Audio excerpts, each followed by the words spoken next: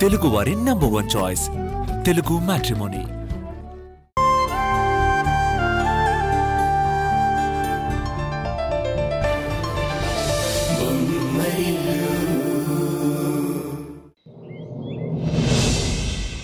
ఎందుకంటే ఆ రోజు అక్కడ ఏం జరిగింది, ఎవరెవరు ఏం మాట్లాడారు అనేది మీ వదిన నా కళ్ళకు కట్టినట్టు చెప్పింది. అమ్మ ఎలా ఉందన్నయ్య? అమ్మలాగే మళ్ళీ మారిపోయిందిరా.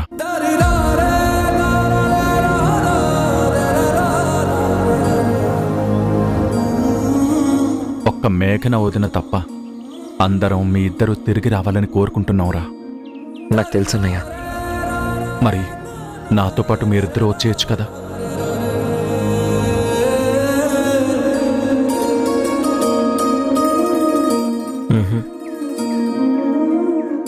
బావగారు మంచినీళ్ళు.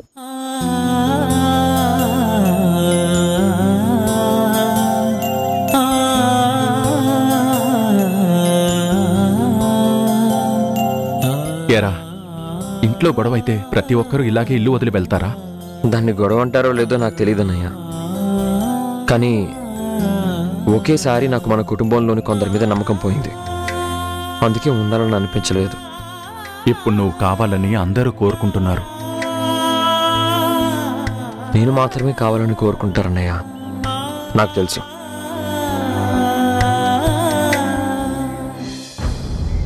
నా భార్య మీద దారుణమైన నింద వేశారు. ఉష కాబట్టి తట్టుకొని ఉండగలిగింది. అవును, ఆ విషయంలో నేను, హారిక, నాన్న అందరం ఎదురు తిరిగాంరా. అది ఎంత తప్పో వాళ్ళకి తెలీదు. ఆ తప్పు మళ్ళీ చేయరన్న నమ్మకం లేదు. భార్యని పోషించుకోలేక ఒక అసమర్థుల్లా నేను వెనక్కి తిరిగి వచ్చినట్టు అవుతుంది. అలా ఎందుకు అనుకుంటావురా? నీ దగ్గర డబ్బు లేదు, కట్టుబట్టలతో వచ్చావు. నీ స్థాయి మొత్తం మర్చిపోయి ఎవరికిందో పనిచేయాల్సిన పరిస్థితి వస్తుంది. నా మాట విని మన ఇంటికి రారా. ఇక ముందు అలాంటివి జరగకుండా నేను చూసుకుంటాను. నువ్వైనా చెప్పమ్మా. బావగారు, నిజంగా మీ తమ్ముడు గారు నా కోసం బయటకొచ్చి ఇబ్బంది పడుతున్న మాట వాస్తవమే. పరిస్థితులు చక్కబడి అందరి కోపతాపాలు తగ్గే వరకు ఆయన్ని పేదరికం నుంచి తీసుకెళ్ళండి. నేనేదైనా ఉద్యోగం చూసుకుని లేడీస్ హాస్టల్లో ఉంటాను. ఎలా కనిపిస్తున్నాను నీకు? మధ్యలో వదిలేయడానిక నీ చేపట్టుకొని తీసుకొచ్చింది? కష్టాలు నాకు కొత్త కాదండి, మీకే కొత్త. మీరేమైపోతారోనని భయంగా ఉంది. ఈ ఇబ్బందులు మీరు పడలేరు. నేనేమీ విడిపోమండం లేదు. కనీసం మీరైనా ఇలాంటి కష్టాల నుంచి బయటపడితే చాలనిపిస్తోంది. ఇగో, ఇంకోసారి నాకు ఇలాంటి మాటలు చెప్పుకో. తప్పులేదు, వాడు చెప్పిందే నిజమమ్మా. వస్తే ఇద్దరూ రావాలి. నువ్వేమైపోయినా పర్లేదు. నా తమ్ముడు నా ఇంటికొస్తే చాలు అనుకునేంత స్వార్థపరుణ్ణి నేను కాను. నువ్వు లేందే వాడు రాడు, రాకూడదు కూడా. థ్యాంక్స్ అన్నయ్య. ఇంకొక రిక్వెస్ట్, ఇంకో విషయం. దయచేసి మా ఉనికి గురించి ఇంట్లో ఎవరికీ చెప్పొద్దు. హారిక వదినకు కూడా. ఒట్టే.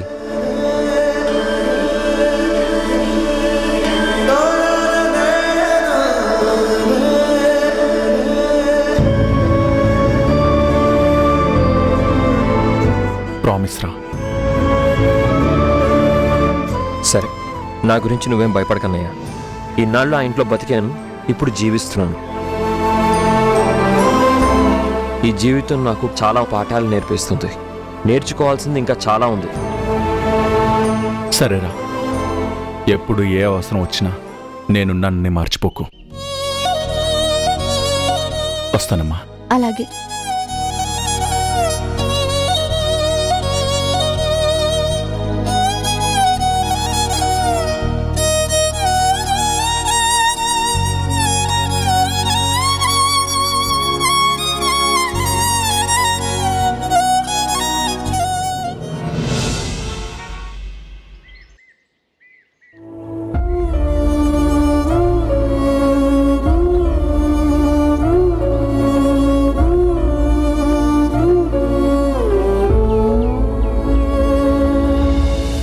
ఏంటి తరుణ్ అలా ఉన్నావు?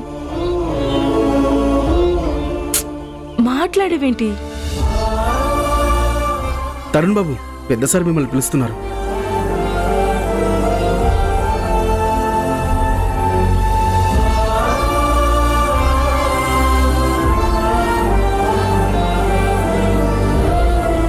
నాన్న రమ్మన్నారంట. నువ్వు నా కొడుకు అని మాత్రమే కాదురా, పోలీస్ ఆఫీసర్ అని తెలిసి కూడా నీకో బాధ్యత అప్పచెప్పాను. అదే కిరణ్ని వెతికే పని. ఏమైంది? సరే, ఈ ఇంట్లో ఒకరి మాట మరొకరు పెద్దగా పట్టించుకోరని తెలిసినా కూడా ఈ ఇంటి పెద్దగా నేనే డీజీపీని స్వయంగా కలవాలనుకుంటున్నాను.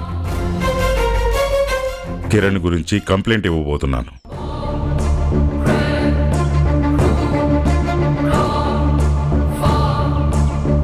నీ నుండి ఏ సమాధానం లేదు.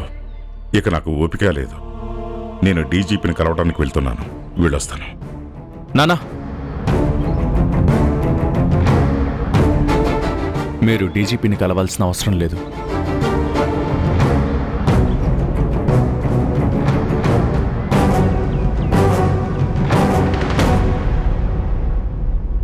కిరణ్ని నేను కలిశాను.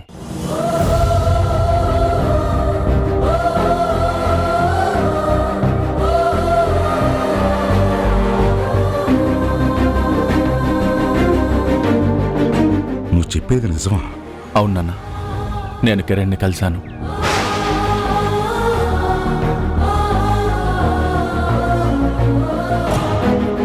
ఎక్కడ కలిసావురా? ఎప్పుడు కలిసావు? అసలు వాడు ఎలా ఉన్నాడు చెప్పరా?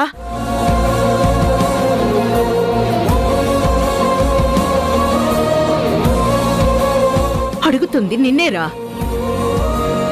చెప్పు.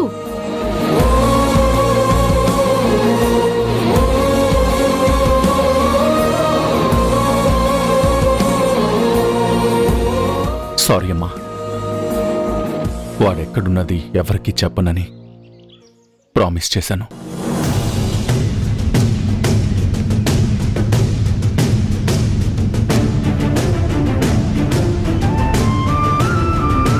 అందుకే చెప్పలేనన్నాను. విన్నారా? ఈ సత్య హరిశ్చంద్రుడు తమ్ముడుకో మాట ఇచ్చాడు. అందుకని జన్మనిచ్చిన తల్లి కూడా నిజం చెప్పకూడదని నిర్ణయం తీసుకున్నాడు. అసలు ఎందుకు వాడు తన అడ్రస్ చెప్పొద్దన్నాడు? ఎందుకు చెప్పాలి? ఎందుకంటే వాడు నా కొడుకు. కాదనుకుని పంపేశావు కదా. పంపించింది కొడుకుని కాదు, కోడల్ని. కానీ వాడు నీతో నాకేం పని అన్నట్టు భార్యతో వెళ్ళిపోయాడు. నీతో పని లేదని వెళ్ళాడని నువ్వే చెప్తున్నావుగా. ఇంకా వాడితో నీకేం పని అని నువ్వు సరిపెట్టుకోవచ్చుగా. అంటే ఇక వాడు నాకు కనిపించడా? నిన్నేరా, వాడు నాకు మళ్ళీ కనిపించడా? కనిపిస్తాడమ్మా, కానీ చెప్పరా, దేనికి సందేహిస్తున్నావు?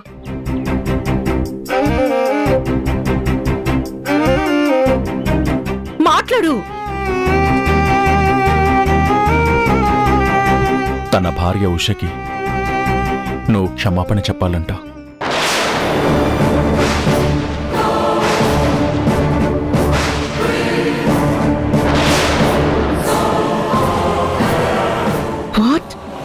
అవునమ్మా, అది వాడి పెట్టిన కండిషన్.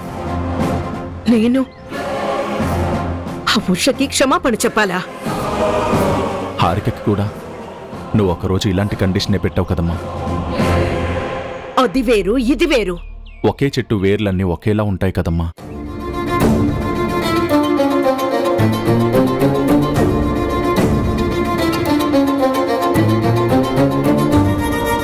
ఇక చాలు తరుణ్. నీ మరదల్ని వెనకేసుకొస్తూ నీ తమ్ముణ్ణి సమర్థిస్తూ అత్తయ్యనిలా వేధించడం నాకు నచ్చట్లేదు.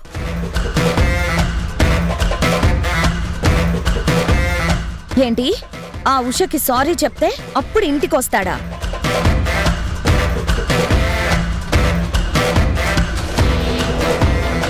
చూసారా అత్తయ్య, మీకు ఆది నుంచి చెప్తూనే ఉన్నాను. ఆ ఉష కిరణ్ని తన కొంగును కట్టేసుకొని మిమ్మల్ని సాధించాలని నిర్ణయించుకుంది. ఇప్పటికి సాధించింది, ఇక ముందు కూడా సాధించబోతుంది. నువ్వు మీ అత్త మీద ప్రేమనే ప్రకటిస్తున్నావో ఇలా పగ తీర్చుకుంటున్నావో నాకు అర్థం కావట్లేదు మేఘన.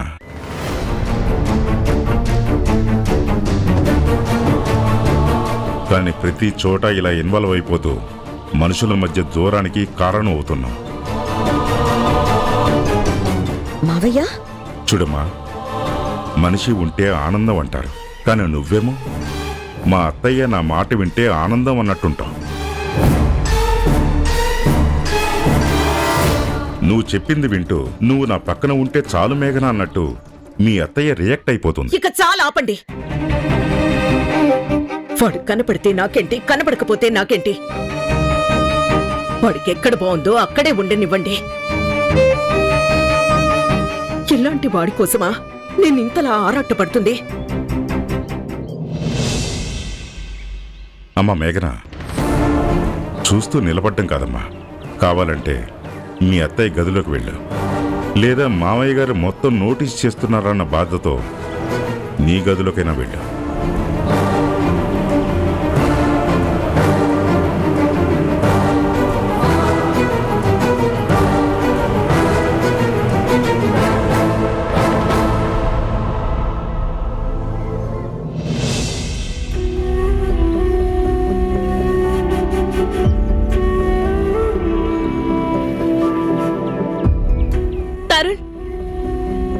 ఎంత గుడ్ న్యూస్ చెప్పావు. నేను వెంటనే ఉషాని కలవాలి, అలాగే కిరణ్ కూడా చూడాలి.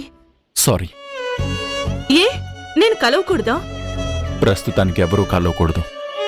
చాలా ప్రశాంతంగా ఉన్నారు. ఆ ప్రశాంతతకి ఎవరి మూలంగానూ భంగం కలగడం నాకిష్టం లేదు.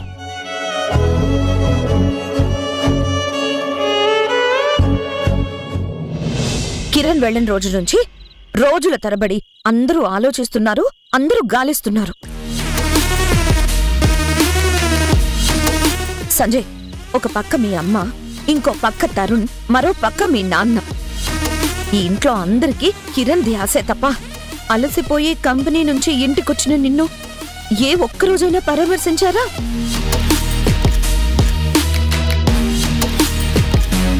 సంజయ్, నీ పరిస్థితి చూస్తుంటే దుఃఖం ముంచుకొస్తుంది.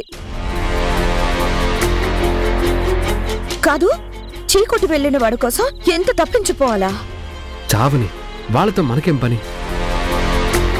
సంజయ్, అంతటితో ఆగితే వాళ్ళ గురించి డిస్కస్ చేయాల్సిన అవసరం నాకే ఉంది. సంజయ్, షూచాయిగా నాకు తెలిసింది చెప్తున్నాను, షాక్ అవ్వకు. త్వరలోనే నీ పవర్ ఆఫ్ అటార్నీ క్యాన్సిల్ చేయించి కిరణ్ కి ఆ బాధ్యత అప్పచెప్పబోతున్నారంట.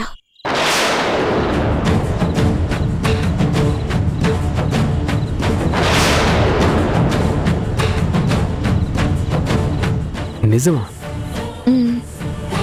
అవును, లోపాయికారిగా ఇవన్నీ జరుగుతున్నట్టు నాకు ఇన్ఫర్మేషన్ వచ్చింది. కానీ ఇది ఖచ్చితంగా ఇలా జరుగుతుందా, ఇంకోలా మారుతుందా నాకు తెలీదు. కానీ ఒక్క విషయం మాత్రం నిజం సంజయ్, కిరణ్ కోసం ఇంతలా పరితపించుకోవడానికి కారణం నిన్ను బాధ్యతల నుంచి పక్కకి జరపడం, అలిగి వెళ్లిన కిరణ్ని నీ సీట్లో కూర్చోబెట్టడం. వాడు రాడుగా, పెళ్ళానికి క్షమాపణలు చెప్పాలన్నాడు కదా. అవును, చెప్పాలన్నాడు. కానీ ఆ రోజు ఆ మాట వినగానే మీ అమ్మ ఇంగ్లీష్లో నో అంది, ఇప్పుడు హిందీలో హా అంది. ఒకవేళ నిజంగా నువ్వు అన్నదే జరిగితే ఈ ఆస్తి ట్రాన్స్ఫర్ ఫినిషింగ్ స్టేజ్కి వచ్చింది. ఇదంతా డిస్టర్బ్ అయిపోతుందిగా. మొత్తం నా ప్లాన్ అంతా అప్సెట్ అయిపోయినట్టే కదా. అందుకే వదిలేసే సంజయ్, వీళ్ళ కోసం నువ్వు మానసికంగా కుమిలిపోవద్దు. అరే పిచ్చిదాల్లా మాట్లాడకు మేఘన, అంత సులభంగా నేను ఎలా వదిలిపెడతాను? సంజయ్, వదిలిపెట్టవని నాకు తెలుసు. దీనికోసం అవసరమైతే అందరినీ ఎదిరిస్తావని కూడా నాకు తెలుసు. కానీ నువ్వు ఒక్కడివే అయిపోతే అందరి ముందు నువ్వు ఓడిపోయే పరిస్థితి వస్తుంది. ఆ పరిస్థితే రాదు, రానివ్వను.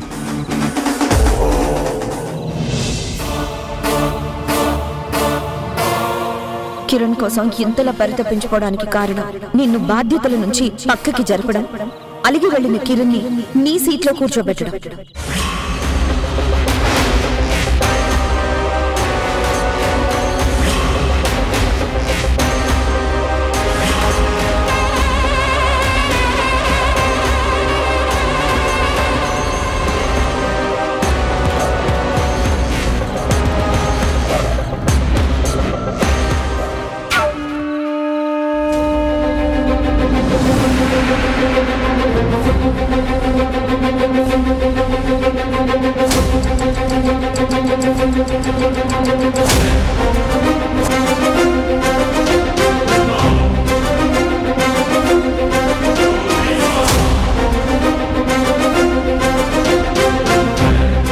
ఏంటిది?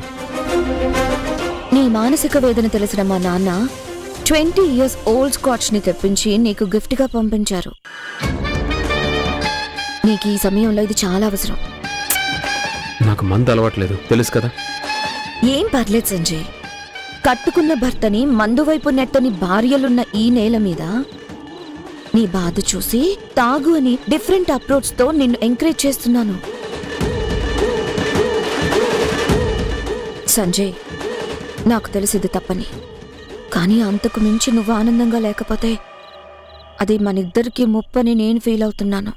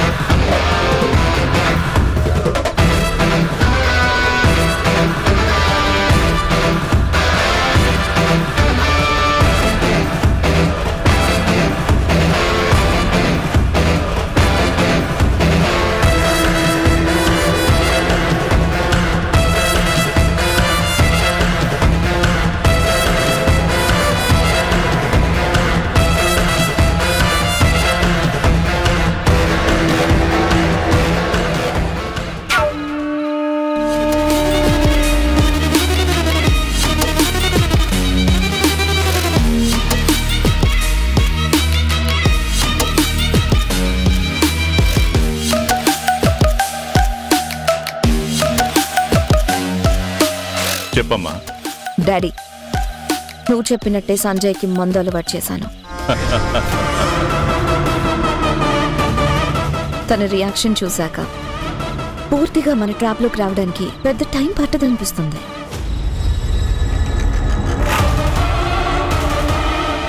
మందు విషయం నేను గ్యారంటీగా చెప్పలేను, కానీ మాటలతో మాత్రం ప్రతిరోజు రెచ్చగొడుతూనే ఉంటాను. మన ప్లాన్కి సహకరించేటట్టుగా మలుచుకునే ప్రయత్నంలో గెలుస్తూనే ఉంటాను. గుడ్డమ్మా.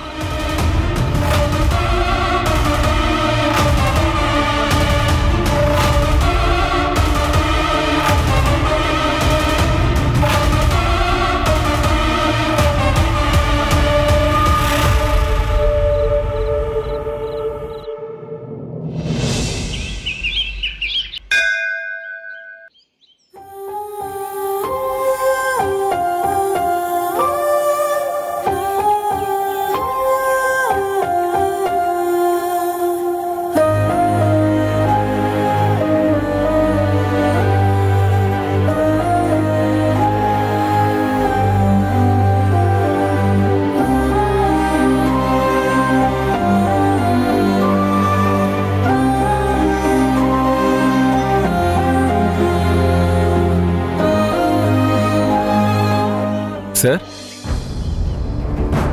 హాయ్ కిరణ్ గారు, మీరిక్కడ? మిమ్మల్ని ఇక్కడ కలుసుకోవడం చాలా సంతోషంగా ఉంది సార్. అందరికీ ఇష్టమైన సింగరే కాకుండా మీరు మా బావకు బావ, నేను మీ బామర్దికి బామర్దిని సార్.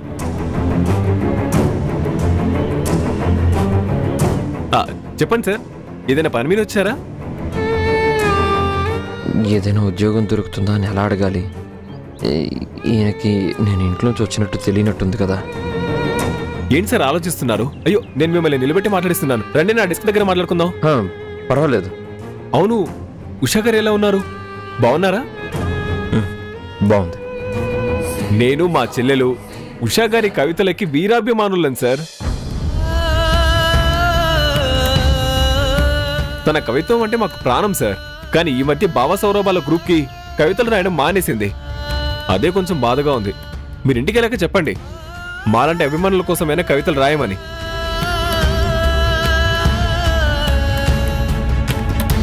అసలు మా గ్రూప్కి అడ్మిన్గా ఉండమంటే ఒప్పుకోనే లేదు. మా చెల్లెలు ఫోన్ చేసి బాగా రిక్వెస్ట్ చేస్తే ఉషా గారు ఓకే అన్నారు. ఆ గ్రూప్ వల్ల మంచి పనులు జరగడం చూసి మినిస్టర్ గారు అప్రిషియేట్ చేశారు. ఆ మీటింగ్ జరిగిన రోజే నేను, రవి, మా చెల్లెలు రమ్య, ఉషా గారు అందరం కలిసాం. క్యాబ్ బుక్ కాక ఉషా గారు ఎండలో అవస్థలు పడుతుంటే నేనే స్వయంగా డ్రాప్ చేశాను. నిజంగా ఉషా గారు లాంటి అమ్మాయి మీ భార్యగా రావడం మీ అదృష్టం అండి. మంచి కవయిత్రి కాబట్టే? అది మాత్రమే కారణం కాదు సార్. అంత స్వచ్ఛమైన మనసును చూసి చెప్తున్నాను. ఏ కల్మషం లేకుండా మాట్లాడతారు. ఓ గొప్పింటి కోడలైనా సామాన్యంగానే ఉంటారు. అందరికీ అది సాధ్యం కాదండి. నీ భార్య పరాయి మగాడితో బండి మీదకి అతనితో చనువుగా తిరుగుతుంది.